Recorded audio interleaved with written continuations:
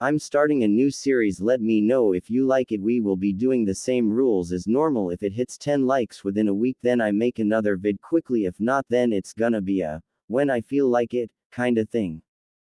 Make sure to sub as well. Before we start this video, I noticed that only 9% of you are subscribed. If we can get that to 10%, I'll drop 2 videos at once. Let's get into it. Timeline. BBY indicates years before the Battle of Yavin. 57 BBY, Obi-Wan Kenobi is born. 54 BBY, Darth Maul is born. 52 BBY, Palpatine fails to be elected as senator for the planet Naboo, but, after having his competition for the position assassinated, becomes senator. 51 BBY, current year. XX. Chapter 1. The Blinking Light. Limerge Power Building on an uninhabited planet in the Mid-Rim, somewhere near Naboo. Limerge Power is a company whose building Sidious used for his secret hideout on Coruscant and was seen in the movies. I'm making it a Sith-owned company. XX. A dark cloaked figure walked slowly down a long shadowed hallway. The surfaces of the hallway, the walls, ceiling, and floors were all made of metal. The hallway wasn't decorated or in any way elaborate, but rather cold and sterile. Passing by various doors, the man's thoughts wandered to the memories that he had of the place. Though he had been born on Naboo, he had spent years training and learning the intricacies of the dark side of the Force in that very building. He remembered when his master had first offered him a chance to become something more than he could ever be alone. He remembered when that same man had become his master started his training. Darth Plagueis was his master's name, and in time Plagueis bestowed upon him the name of Darth Sidious. During his apprenticeship, every pleasure was denied, everything he loved was taken away, every fear he had was thrust upon him, and every weakness he had was taken advantage of by that same man. He always hated him for it, but that training had made him a powerful Sith. He had learned to immerse himself in the dark side of the Force. Learned to harness the power that the dark side held and to wield his emotions to his advantage without letting them control him. Plagueis had taught him everything that he knew. He was also given access to ancient teachings and writings that made him even more powerful as the years went on, but things could no longer remain as they once were. Plagueis' obsession with mastering death was not something that he was previously concerned over. Nearly every Sith before his master had been obsessed with conquering death and extending their lives indefinitely. It was even something that he himself was concerned over, but certainly not to the same degree as his master. Plagueis' research had changed over the years when he decided that the transference of one's essence did not appeal to him. The Sith Lord had therefore sought an alternative method, which led to his research into the manipulation of midi-chlorians. Midi-chlorians were intelligent life forms that lived inside the cells of all living things. In beings with sufficient numbers present in each of their cells, they allowed for the detection and manipulation of the Force. Plagueis was originally experimenting with the manipulation of midi-chlorians, through Sith alchemy, in order to promote spontaneous cell growth. This could be used to prevent the cells in a being's body from deteriorating with age and even produce new cells which would extend a person's lifespan indefinitely. Sidious had been rather interested in these experiments, as it would be preferable to extend a person's lifespan using these methods than to transfer the essence into a clone body every time the clone grew old. Despite having planned to kill his master for many years, Sidious was content to wait for Plagueis to finish the experiments. Plagueis would eventually teach him what was discovered through the research, and then he would kill his master and use the research to great effect. It was something that every master and apprentice of their Sith order did. Eventually one would kill the other, as was standard among the adopted rule of two. The master might kill the student and find another, better student, or the student might kill the master and replace him as Sith Lord and then start training an apprentice. It was necessary to keep their line going. Only the strong should survive, and weakness was cut out as they moved toward their ultimate goal of the Sith ruling the galaxy. It was therefore obvious that Sidious noticed over the years that Plagueis had shifted focus from the primary goal of the Sith, to focusing solely on his research. Sidious watched his master through hidden surveillance devices and monitored all activities. So it was easy to notice his master's complacency. Plagueis was no longer so concerned over the goals of the Sith or what Sidious was up to. Plagueis wasn't even aware that Sidious had recently taken a secret apprentice and was plotting against him. However, it wasn't until Plagueis began talking about creating new life with his research that Sidious truly became worried. Plagueis seemed determined to use his midi-chlorian manipulation technique to spontaneously create new life, specifically a child. Plagueis had theorized that a child born in that manner would have a greater midi-chlorian count, a stronger force ability, and more powerful connection to the force than any other being. It was obvious to Sidious that if Plagueis created such a child, then there would be no need for the current apprentice and therefore his life might be in danger. Sidious felt threatened at the potential of that child. He became paranoid over what his master might be planning and could no longer sit idly by and let his master finish the research. Did Plagueis know about his secret apprentice?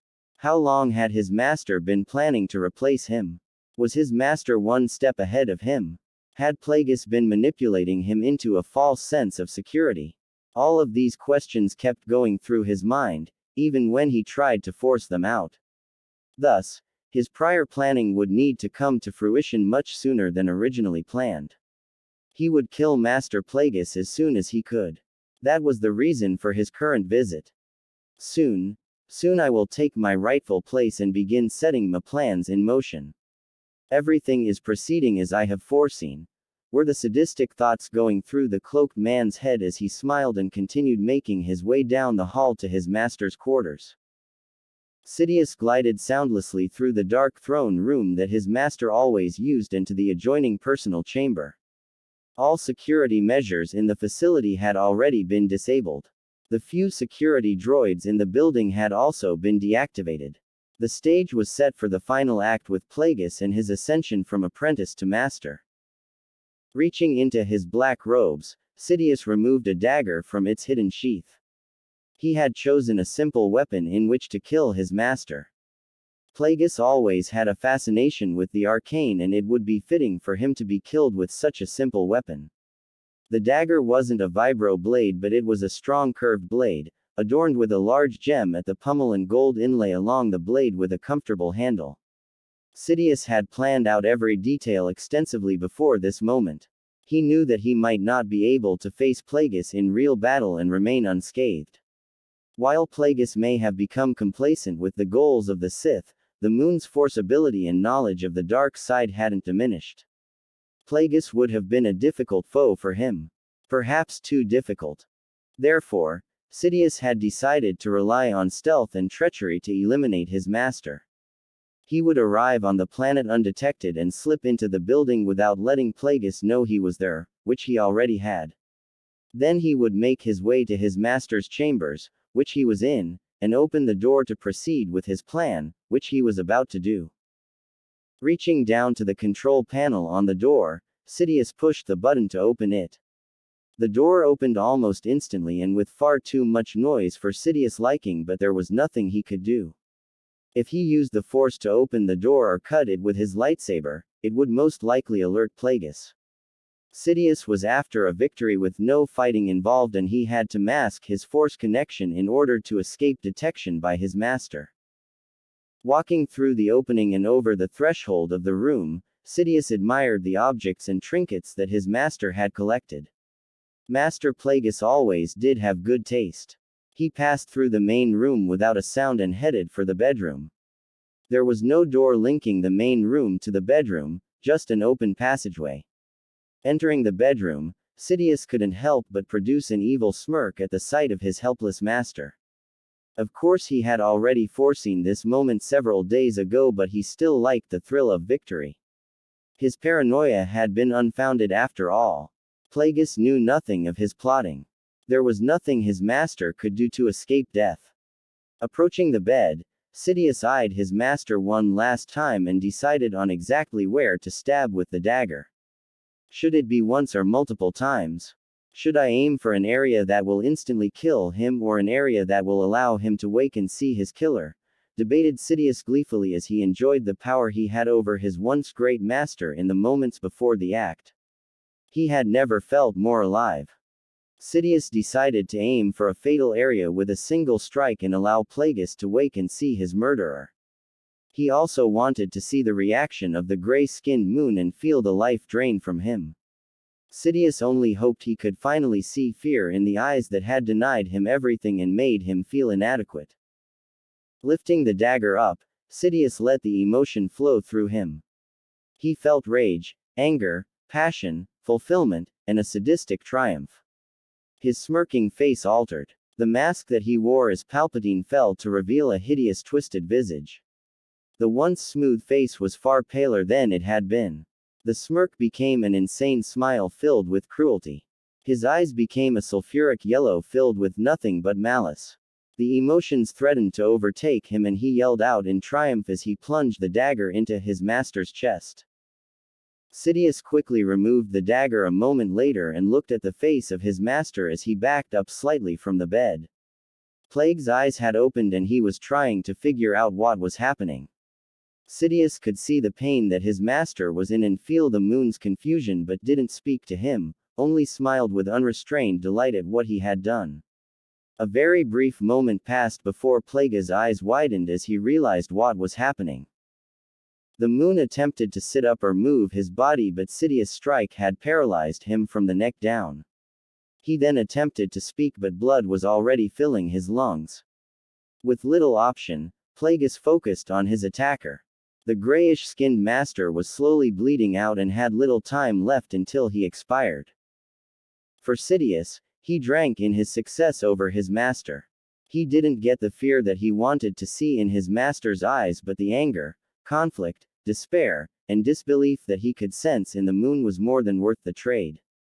Sidious' laughter rang out in the bedroom as he watched his master slowly expire, but Plagueis wasn't dead yet. Calling upon the dark side of the Force, Plagueis attempted to fight back. When calling upon large amounts of the dark side, it was possible to heal injury without having any prior Force ability in healing. Sidious' laughter stopped when he felt his master's buildup of dark side energy.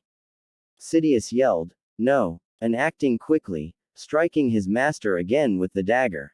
After the second additional strike, Sidious stopped and looked once again into his master's eyes. They weren't the same eyes that he had seen before. They were no longer the eyes of a person realizing that death was upon them and contained something akin to amusement or laughter. The smallest hint of a smile adorned the moon's face as he slowly expired. A single sound came from Plagueis as life left him and it could only be described as a HN sound. Confused with what had just happened, Sidious tried to analyze what had caused these emotions in his former master.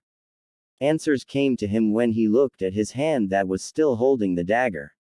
He was gripping the dagger as hard as he could and his hand was shaking uncontrollably. He also realized that his heart was beating rapidly and his breathing was ragged.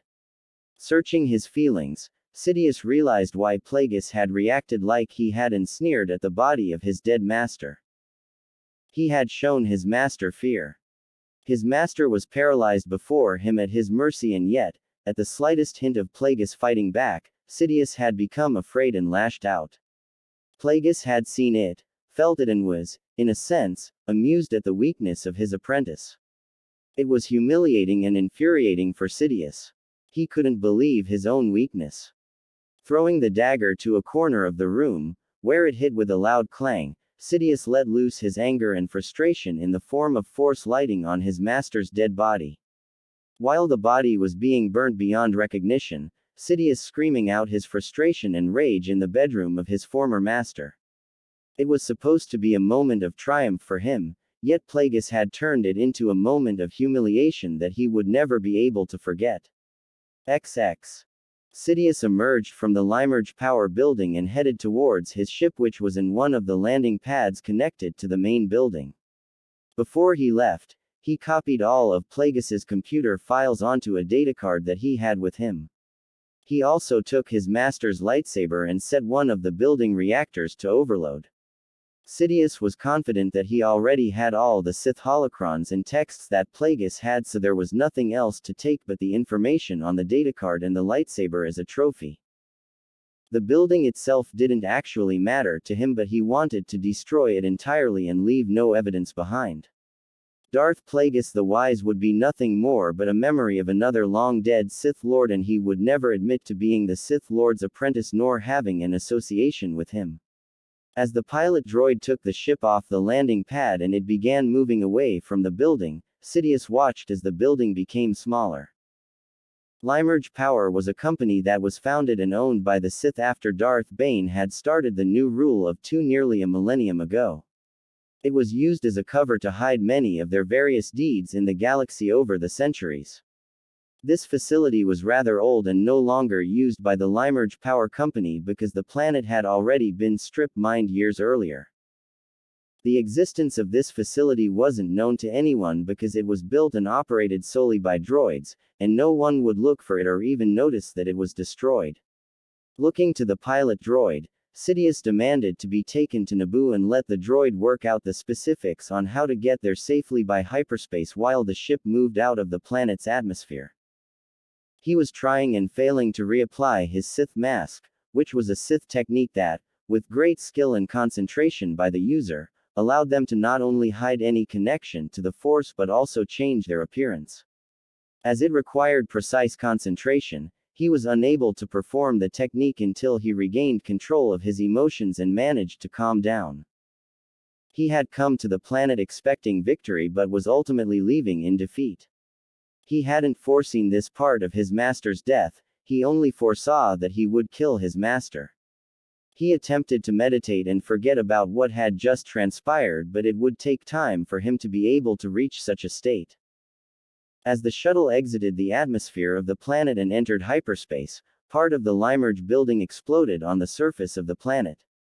A very small explosion could actually be seen from space on the small planet, and there was no one to see it, but there were however people who felt it. XX. A rumbling that shook the entire ship was what awoke Doro from his sleep. Doro was the owner of a YG-4210 light freighter which he named 42 and was currently working as a gunrunner. He had a crew of 4, which was all that he needed to run guns for Borvo the Hutt, who controlled the local gun smuggling as well as many other nefarious things in the sector.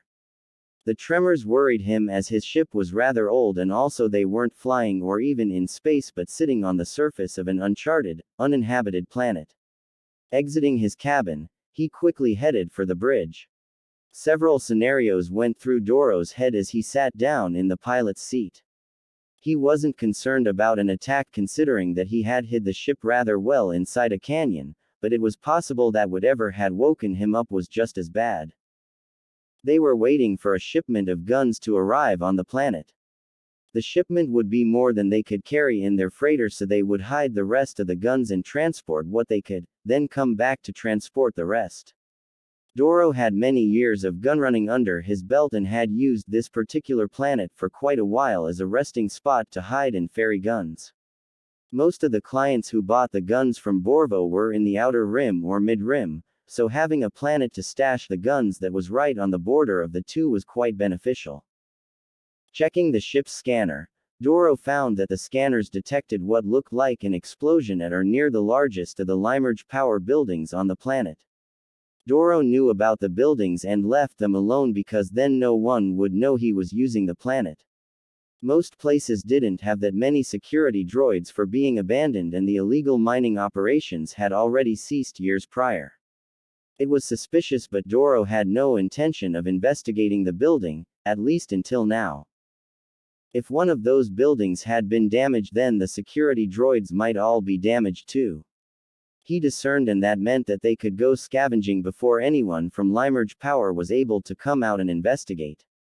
By the time someone did come, it would be too late and they could damage the area more to make it appear like nothing was missing because it had been completely destroyed.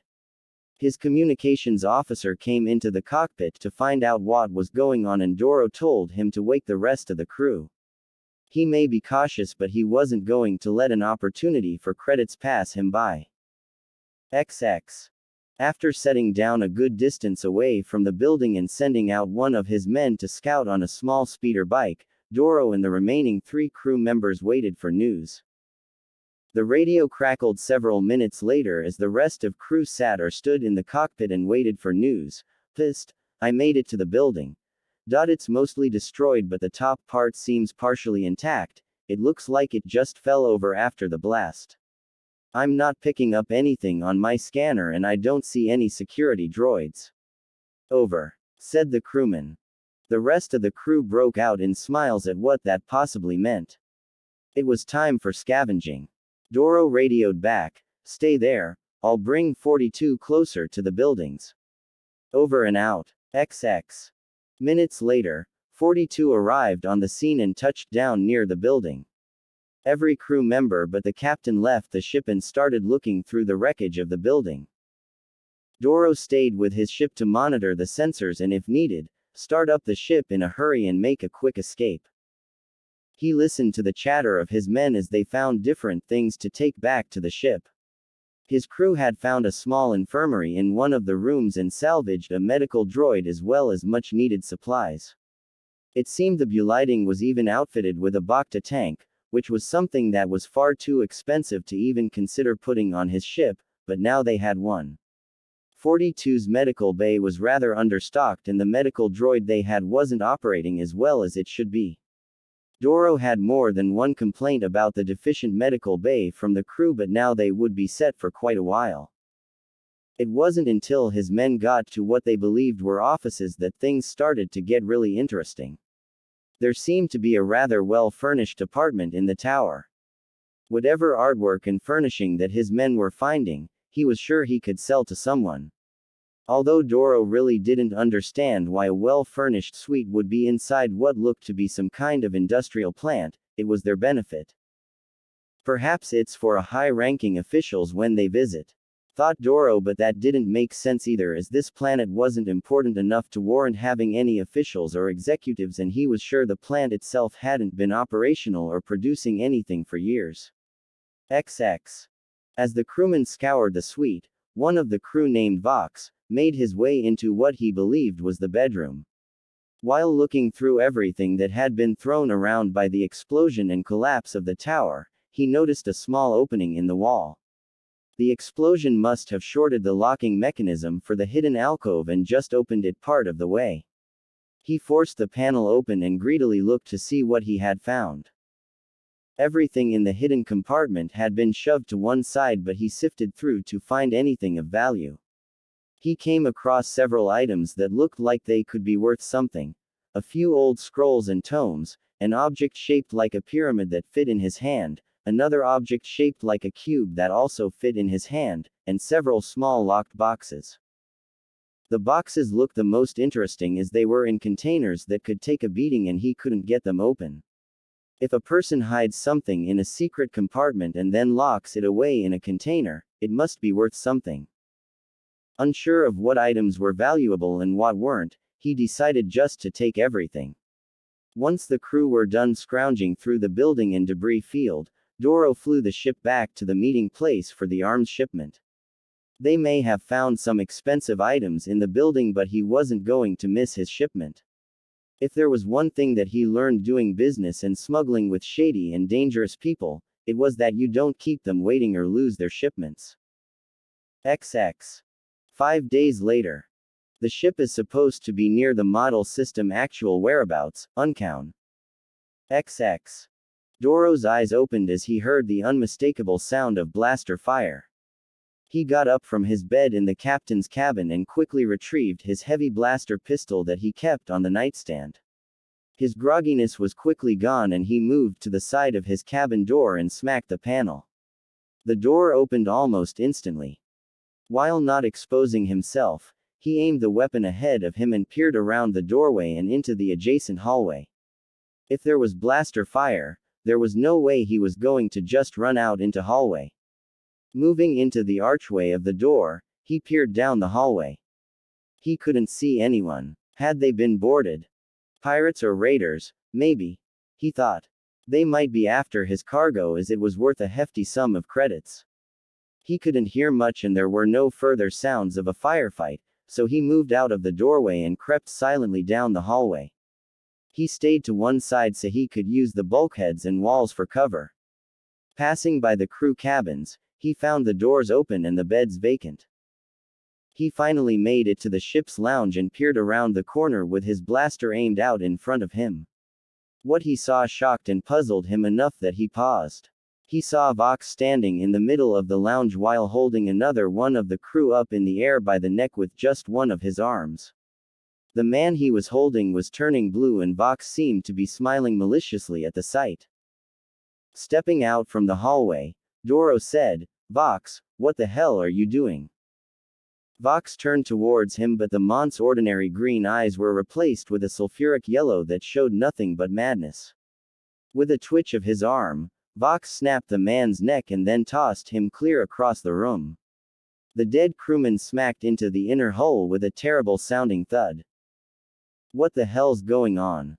Doro thought as he had just seen Vox throw another person across the room, which was an incredible show of strength that he knew Vox wasn't capable of. Vox moved at Doro and the captain fired a shot at the mont's chest. The blaster bolt hit and caused Vox to halt for a second. It was then that Doro noticed that Vox already had several blaster burns on his chest. The deranged crewman had already been shot more than once and most were fatal wounds. Vox seemed rather unfazed by the shot. He looked down and smiled, then looked back at Doro and charged him again. Oh shit. Doro thought and fired as many shots as he could. He wasn't really concentrating on aiming as he was too terrified of the situation to think straight. The pair collided and fell to the floor. For a moment nothing happened but then Doro shoved Vox's body off of him. He stared at the body as if it were going to come back to life. Two of his shots had hit Vox in the head but he wasn't going to take any chances. Keeping his blaster trained on Vox's head, he used his free arm to help pull his body towards the wall to get off the ground. He wasn't injured but he wasn't going to take his eyes off of Vox's body. Once he was standing and steady, he debating about what to do. While looking at his presumably dead crewman, Doro finally noticed the necklace that Vox was wearing. He decided that it must have been part of what they scavenged from the planet where they got the gun several days ago. The necklace was actually glowing slightly but began to fade. Just looking at it however was giving him the creeps. Whatever that necklace is, it's bad news and I want it off my ship, he thought. Walking forward to Vox's body, he grabbed one of the legs and dragged the corpse to one of the escape pods. Locking the body in the pod made him feel much safer. Two of his crewmen were already dead but two were also unaccounted for so he began search the ship for the remaining crew. He hoped they were still alive. Unfortunately that wasn't the case. He soon found them both dead in other parts of the ship. One in the cargo bay and one near an escape pod. Doro moved their bodies into another escape pod as he really didn't have any other place to put them.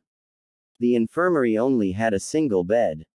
Sitting down at a table in the lounge, Doro looked around the room, possibly expecting something else to jump out at him but settled into the seat and tried to think about what to do next.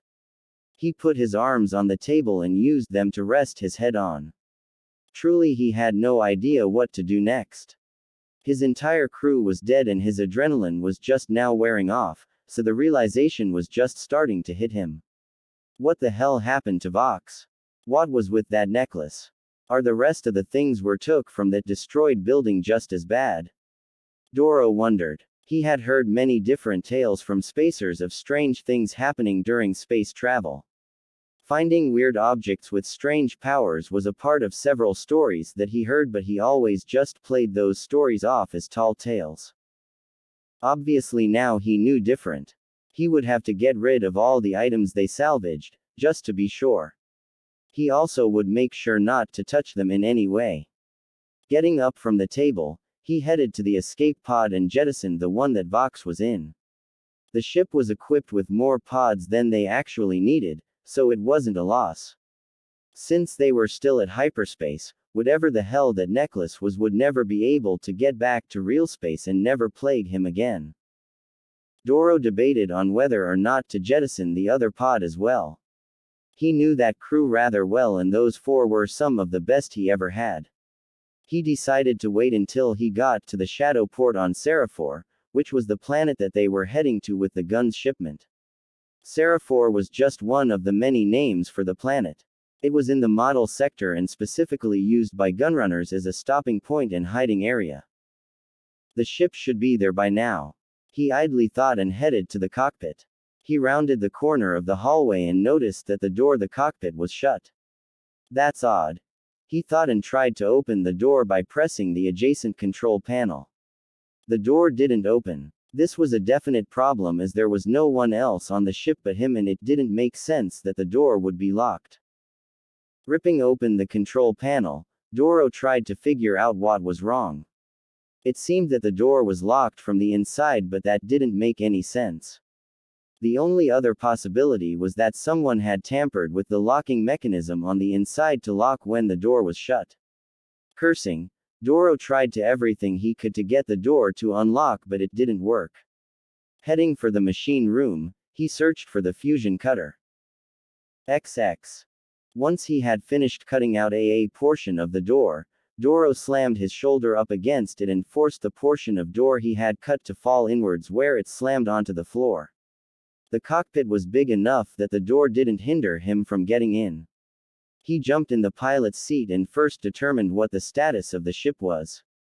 He looked over all the instrumentation and performed a diagnostic. The ship was fine, but they were running low on fuel. It shouldn't be a problem though. The ship should be close to our destination and we can refuel there. Doro thought as he went to check the navigational computer to make sure they were still on course. He looked at the screen and thought perhaps he was reading it wrong. He checked it again but couldn't believe what he was seeing. The ship had already passed their destination. It had then continued on and was now well into the unknown region of space. What the hell? Was the only thought running through his mind. XX. Doro spent over an hour checking the navigational computer to determine if it was working correctly. It was working fine. He then checked all navigational logs to determine how in 5 days they could have traveled so far. The trip to Seraphor along their specific route should have taken no less than 5 days, and yet the ship had traveled more than 1.5 times that distance in the same amount of time. Looking through the logs, he saw numerous course corrections that he knew weren't made by him. The course that they actually traveled to Seraphor was far different than the course they usually took and the one he had plotted 5 days ago. It turned out that the new route was much faster and they actually reached Seraphor over a day ago but didn't stop. It was obvious that the culprit was Vox, especially with what happened earlier. The man had obviously been possessed by something and then altered the ship's course. Instead of stopping at their intended destination, a new course had been plotted to somewhere else, but Doro had no idea where the ship was now going. Was it just a random course that led to nothing, or was there something at the end of that course? He didn't know which was worse. The unknown region was how it sounded. It wasn't mapped and no one really knew what was there. The main reason why no one ever went there was due to a hyperspace disturbance that spanned the border of known space and the unknown region. It made travel extremely difficult, time-consuming, and dangerous, so few ever tried. The region would be like trying to plot a course through an unknown maze. The ship would have to keep stopping and changing course, and it was difficult to say what was really out there. A ship could fly too close to something and be destroyed. It was dangerous and spacers stayed away from it. There could be entire civilizations living in secret out in that area of space, or nothing at all. No one knew for sure. Staying away, however, wasn't an option as he was already traveling in it. The real problem that Doro discovered was that he didn't have enough fuel to make it back to known space. They had enough fuel to reach Seraphor, and although they had gotten there faster, the ship only had a specific amount of fuel left and it had already passed the point of no return. The navigational system was also locked for whatever destination they were heading. The ship was jumping through hyperspace and stopping whenever it encountered an obstacle. It would then readjust coordinates and jump back into hyperspace. Basically, it was moving on a preset autopilot, and while Doro knew a great deal about his ship, he never tried to mess with the navigational computer in such a way. He was locked out from something that Vox had most likely done, and he couldn't change course. The best that he could do was shut down the hyperdrive, but that meant that he would just be stuck in uncharted space. Since the fuel was low, that meant that it was only a matter of time before the ship's power was shut down, which included life support. It was a situation that he never wanted to find himself in, nor did any spacer for that matter. The most that he could hope for was that the ship would stop at a habitable planet before jumping again, and he would be able to get off the ship in one of the remaining escape pods. He didn't want to admit it, but this was the only option that he had. Doro packed everything that he could into one of the escape pods. He didn't bother touching any more of the items they had found. He only had to wait a few hours for the ship to exit hyperspace again, and he scanned the surrounding area for a habitable planet using the sensors in the escape pod. He was lucky that there was one habitable planet in a nearby system that he could reach. Hitting the jettison button, he was launched away from his ship along with a second escape pod with his other 3 crew members in it. As the pods moved away from the ship, he looked at it one last time through the window on the pod before it re-entered hyperspace. XX. With the ship, deeper in the unknown region. XX. The ship followed the plotted course for some time after Doro had left the ship. It had just come out of hyperspace as it had encountered a gravity well, which turned out to be an entire solar system. It tried to make another jump to hyperspace, but the system encountered an error as it didn't have the necessary fuel or power to make another jump. Slowly, the ship drifted towards one of the planets in the system and was caught by its gravitational field. It was a stormy night in Kanahagakure no Sato. The raining was heavy and lightning flashed across the sky with loud thunder following each flash. Ninja were advised not to patrol in the village or on the wall because of the danger of being struck by lightning. They stayed in the guard posts along the walls, but they weren't really paying attention to what was happening outside. Not a single person in the village noticed what looked like a shooting star that night. It fell from the sky but was mostly obscured by the clouds and rain. The thunder also masked its impact. The ship's computer registered a crash. The escape pods had already been jettisoned, so it shut down every system in order to conserve remaining power and automatically activated the ship's emergency beacon. XX. 7 years later, current year is 43 BBY. During this time skip, 50 BBY Darth Sidious takes Maul to the Jedi Temple to watch the Jedi. It is one of Maul's earliest memories. 48 BBY Uzumaki Naruto is born, so at this current time he's 5 years old. 46 BBY Padme Amidala born. XX. A 5-year-old Naruto peeked around the corner of a building to check and see if the coast was clear. He was wearing black shorts and a white shirt with a red spiral. He only saw a few people walking down the darkened streets, which was good for him. He tried his best to keep to the shadows and stay out of sight as he looked for anywhere that would be safe to hide. Despite being treated nicely by a select few individuals, the majority of the village greatly disliked him, and he had no idea why. For years he had wanted to know why the villagers looked at him like they did and why he was so hated in the village. Just recently he had resolved to stop crying over it. He started putting up a fake smile when walking around the village and declaring how he was going to be Hokage when he would hear their whispers. He wanted to show the entire village that they were wrong about him. He smiled until his face hurt, but it never made him happy, and he proclaimed things until his throat was dry, but it never made him feel any stronger or that he had accomplished anything. It was during a visit to the Hokage's office that he was informed of the existence of other villages and was shown a map of the elemental nations. From that point onward, he had gotten in his head that perhaps there was a nicer place outside his current village, where people did not give him such looks. Expanding on this thought, he began exploring the village, going out further and further from his apartment towards the tall village walls.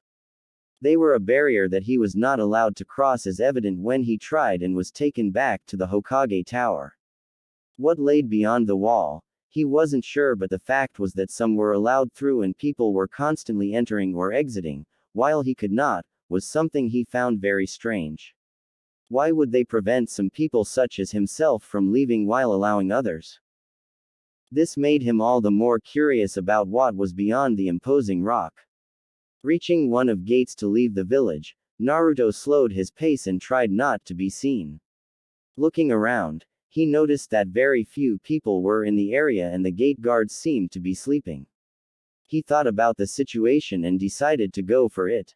He would probably be safer outside the village than inside and he could come back in the morning. Despite never actually leaving the village before, he got up from his spot and ran for the gate. Some people saw him but few paid any attention as he ran. Making it to the gates, he ran straight through them and kept running down the dirt path. He wasn't sure where he was going, but he knew that for the time being, the unknown would be better than what he was leaving behind in the village. XX. Eventually he decided that he couldn't go too far away from the village as he might never be able to find his way back, so he cut into the forest and tried to keep the village walls or even the Hokage monument in view. Making his way through the trees, he tried to stay far enough away from the village that he didn't have to worry about getting spotted by a guard on the wall. Naruto stopped every now and then as he looked for a place to hunker down and ride out the rest of the day. He wanted some kind of shelter, but he'd only found trees and prickly brush so far. It was interesting to be outside of the village, but he thought it would be different. He thought that the trees would be different or the grass and plants, but they were all the same. It was a little disappointing and he wished to see something exotic or at least more interesting than constant green. After an unknown amount of time, he slowed down to a very slow walk. He wasn't tired, but he did notice that he couldn't see the village wall anymore. He would have thought more about it if he hadn't have tripped over a root. His little stumble proved far worse than he thought it would as he was standing near the top of a steep slope and didn't even know it was there. He ended up rolling end over end down the slope. Through what little he could see between interchanging hard ground and sky, he found that the slope had a drop-off to it. Panicking, he managed to reach out and snag part of a bush to stop him from falling. Looking down from his precarious position, Naruto saw about a 20-foot drop to the surface of a lake that was beneath him. It wouldn't have been so bad, however he had no idea how to swim. The bush was still holding his weight, so he tried to pull himself up with it, but it started to give, so he stopped. He then tried to grab the ledge, but years of erosion had left it mostly dry and loose soil, so he couldn't get a firm grip to pull himself up. Everything he touched just kept on crumbling. Naruto then tried to get some traction on the soil with his feet, but it was rather sheer and had no footholds. His movements did, however, cause the bush he was grabbing on to snap and he plummeted to the water. Naruto yelled out before he hit the water. The cold water was a shock to his system and the height of the fall caused him to sink down into the lake several feet. He had fallen in back first, but his body twisted upside down. He was about to start struggling when he saw something. He couldn't see the bottom of the lake, but in the darkness a blinking light stood out in sharp contrast. It was red and flashed intermittently. The light immediately caught and held his attention, so much so that he forgot about the situation he was in until he felt the need to breathe. Taking his attention away from the light, Naruto struggled to get to the surface. He kicked and flailed his arms until he finally started showing results and moving towards the surface. He was only able to get a single ragged breath before he went back under the surface. Realizing how difficult it was to try and stay on the surface, Naruto attempted to move himself closer to the wall face. He called for help several times while struggled to stay above the surface, but no one could hear him. He expended quite a bit of energy to get to the wall, but it was worth it as the surface at that level was rocky and had enough roughness to it for him to grab on and pull his head above the water surface. After taking many deep breaths of air, Naruto shimmied across the rock face while still in the water until he made it to the opposite side of the lake, which was mostly trees. Pulling himself onto the grassy shore, he panted and laid there for a while to catch his breath. Despite the traumatic experience, He couldn't help but think that about that flashing light. He wanted to know what it was. Only one obstacle was in his path though, he needed to learn how to swim. XX. The next day several porcelain-masked ninja found Naruto outside of the village and brought him to the Hokage. Naruto relayed his story to the Sandaime that he wanted to see what was beyond the wall, though he left out the light, and asked if he could learn how to swim, saying that he never wanted to experience such a thing again. The Hokage was glad that the boy was alright, and though angry at the gate guards, far too young to learn chakra control and water walking, the Sandaime promised to get Naruto a teacher to learn the basics of swimming later in the week, as long as the boy promised to stay inside the village. He was glad that Naruto hadn't been too affected by the experience. Similar experiences with drowning usually left a child with a fear of water in general. Naruto was thrilled about the swimming practice, but his mind was still on the flashing light. In that moment he had no idea how much it would change the rest of his life.